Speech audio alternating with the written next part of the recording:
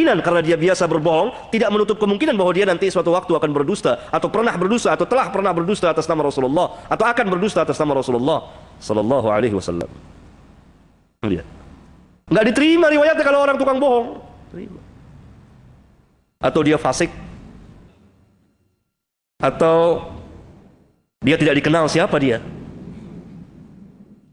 atau dia hafalannya kurang baik, sering lupa, sering salah dalam menerima atau meriwayatkan hadis, sering waham, ragu-ragu. Oh iya, apa begini? Ah, enggak, itu ragu-ragu. Jadi betul-betul yang kuat. Lihat pemeriksaan dalam hadis, diteliti satu persatu. Umat yang lain tidak punya kecuali umat Islam.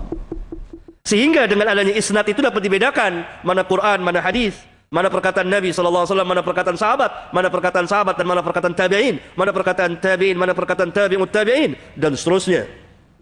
Oleh karena itu ulama kita dahulu mengatakan al-isnadu minad din, walaula al-isnad laqala man syaa ma syaa. Sanad itu adalah sebagian dari agama. Al-isnadu minad din. Isnad itu adalah bagian dari agama. Kalau seseorang membawakan nama Nabi, mengucapkan atas nama Nabi bahwa Nabi SAW telah bersabda demikian, ditanya, mana isnadnya? Kalau sekarang, isnadnya telah tertulis di kitab-kitab hadis. Tidak seorang pun membawakan hadis di hadapan kita, melainkan akan ditanya oleh manusia, siapa perawinya Pak? Ya Ustadz, siapa perawi hadis itu? Di kitab apa tercantumnya? Ini tidak hidup lagi di kalangan kaum muslimin. Tidak boleh membawakan hadis tanpa menyebut riwayat kecuali yang ahli hadis. Dia harus terangkan, hadis ini riwayat fulan. Saya sering memberikan saran kepada ketua-ketua masjid supaya jangan mereka biarkan seorang pun naik mimbar atau khutbah Jumat kecuali kalau mereka membawakan hadis dan diterangkan siapa rawi hadis itu.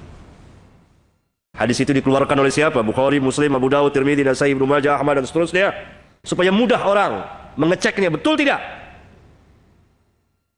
Pernah seorang membawakan hadis, ad-dinu huwal aqlu, man la aqla lahu la dina lahu. Pernah dengar hadis itu? Hah? Dengar enggak? Nah, agama itu adalah akal. Barang siapa yang tidak berakal maka dia tidak beragama. Lalu sebagian pemuda yang biasa belajar menegurnya, menegur ustadz tersebut, siapa perawinya? Lalu ustadz itu mengatakan hadis ini diriwayatkan oleh Bukhari, tapi ikhwan kita ini sedikit banyak telah mempelajari Sahih Bukhari.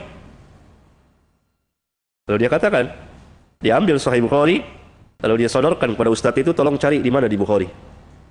Dia tidak bisa ketemu karena hadis itu memang bukan di Bukhari. Dan hadis itu tidak ada asal usulnya. Nah, lihat. Dikatakan di Bukhari padahal tidak ada di Bukhari. Itu salah satu dari sekian banyak contoh hadis palsu yang beredar. Hubbul watan minal iman, cinta tanah air sebagian dari iman. Ini hadis yang tidak ada asal usulnya dan sangat berbahaya sekali. Ini hadis palsu buatan kaum nasionalisme. Ya, dan lain-lain banyak sekali. Karena hadis-hadis palsu yang beredar di masyarakat itu ada yang berkaitan dengan akidah keyakinan, ada yang berkaitan dengan amaliyah perbuatan, ada yang berkaitan dengan adab dan akhlak dan seterusnya. Coba saudara-saudara misalnya beli terjemahan kitab hadis-hadis dhaif dan maudhu karya besarnya Syekh Albani rahimahullah taala. Sudah diterjemahkan.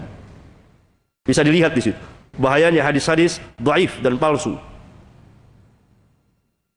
Atau mungkin kitab saya ini, hadis-hadis dhaif dan maudhu. Ada kurang lebih 250 hadis dan sebagiannya palsu. Saya jelaskan di sini, jilid pertama ini. Ya.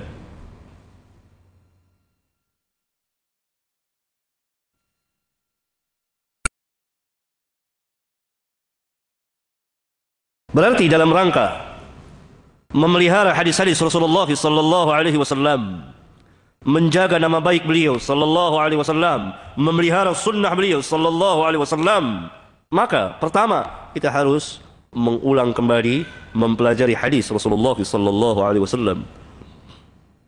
Yang kedua, memperbanyak hadis-hadis Rasulullah. Memperbanyak yang saya maksud imma mengumpulkan kitab-kitab hadis yang umumnya sah seperti kitab Riyadhus Shalihin, 90% lebih hadis-hadisnya sah. Kitab itu memuat hampir 2000 hadis. Satu perbendaharaan ilmiah yang sangat besar kalau dimiliki oleh seorang muslim. Misalnya 90% lebih hadisnya sah.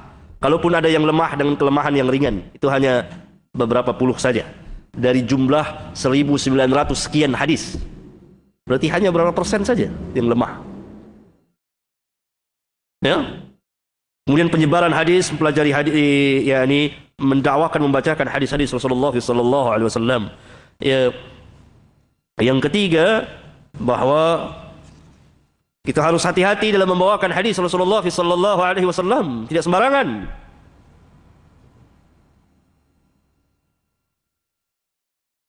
Yang telah sahlah kita bawakan, atau yang telah dikatakan sah oleh para ulama. Yang keempat, kita harus bertanya kepada orang yang membawakan hadis yang kita ketahui bahwa dia bukan ahli hadis. Kalau ada hadis-hadis beredar, tanya, ini riwayat siapa? Riwayat supaya bisa dicek, diteliti kembali oleh ahlinya, betul tidak hadis ini. Tapi jangan saudara tanyakan sah atau tidaknya, karena umumnya mereka tidak tahu mana hadis ini sah atau tidak. Sekarang ini banyak beredar hadis-hadis dhaif, hadis-hadis yang sangat lemah, hadis-hadis yang palsu. Lihat hadis yang sering beredar, utlubul ilma walau bisin, tuntutlah ilmu meskipun sampai ke negeri Cina. Ini hadis batil. Pernah dengar hadis ini? Hadis batil, sangat lemah kalau tidak mau dikatakan palsu. Ada lagi hadis, utlubul ilma minal mahdi ilal lahdi. Tuntutlah ilmu dari buayan sampai ke liang lahat. Ini bukan hadis Rasulullah SAW, peribahasa. Nggak boleh kita katakan kalau Rasulullah terkena dengan hadis ancaman tadi. Berbohong kita atas nama Rasulullah sallallahu alaihi wasallam. Ada lagi hadis, raja'na minal jihadil asghar ilal jihadil akbar, ay jihadun nafs. Kita berangkat, kita kembali dari peperangan yang kecil menuju peperangan yang besar. Sering dengar hadis itu? Ada lagi hadis, ikhtilafu ummati rahmah, perselisihan umatku adalah merupakan rahmat. Ada lagi hadis, ini ikhtilafu ummati rahmah, itu bukan hadis, tidak ada asal usulnya. Ada lagi hadis, ma lam yahtam bi amril muslimin falaysa minhum. Falaysa minni atau falaysa minhum. Barang siapa yang tidak mempunyai himmah memikirkan keadaan kaum muslimin, maka dia bukan dari golongan mereka. Ini hadis-hadis yang lemah, yang sangat lemah dan yang palsu.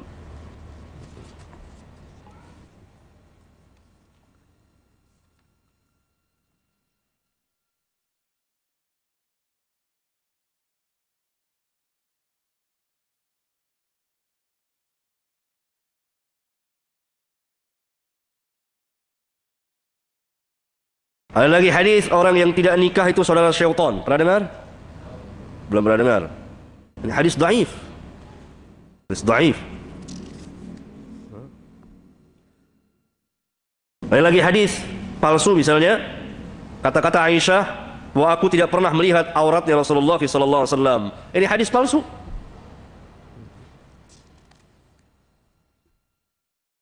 Bagaimana seorang istri tidak pernah melihat aurat suaminya atau sebaliknya?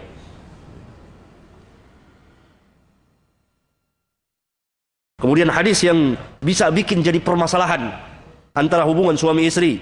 Apabila idza ata ahadukum ahlahu falyastatir wa la yatajarrad tajarrudal 'ayraini. Apabila salah seorang dari kamu mendatangi ahlinya, berhubungan suami istri, maka hendaklah dia menutup dirinya dengan kain, dengan tabir, dan jangan saling melihat. Janganlah keduanya bertelanjang bulat seperti dua onta. Ini hadis banyak bikin masalah bagi kaum muslimin. Saya ditelepon, saya ditanya, gara-gara pakai hadis palsu ini, gara-gara pakai hadis dhaif ini. Ini dhaif, ini hadis. Sehingga terjadi permasalahan, ribut suami istri, padahal baru pengantin baru. Ribut gara-gara hadis ini. Itu saya ditelepon, saya, wah, Masya Allah. Saya bilang itu hadis dhaif. Kalau sudah suami istri, sudah bebas. Nah, lihat asar bekas yang sangat berbahaya bagi hadis dhaif itu, kalau diamalkan. Ada lagi hadis yang tidak ada asal usulnya, man arafa nafsahu faqad arafa rabbahu. Barang siapa yang kenal dirinya akan kenal Rabbnya. Pernah dengar? Nah, itu nggak ada asal usulnya hadis itu. Tidak ada asal usulnya. Pernah dengar sumu tasihu, puasalah nanti kamu sehat. Pernah dengar? Nah, ini hadis dhaif. Walaupun tidak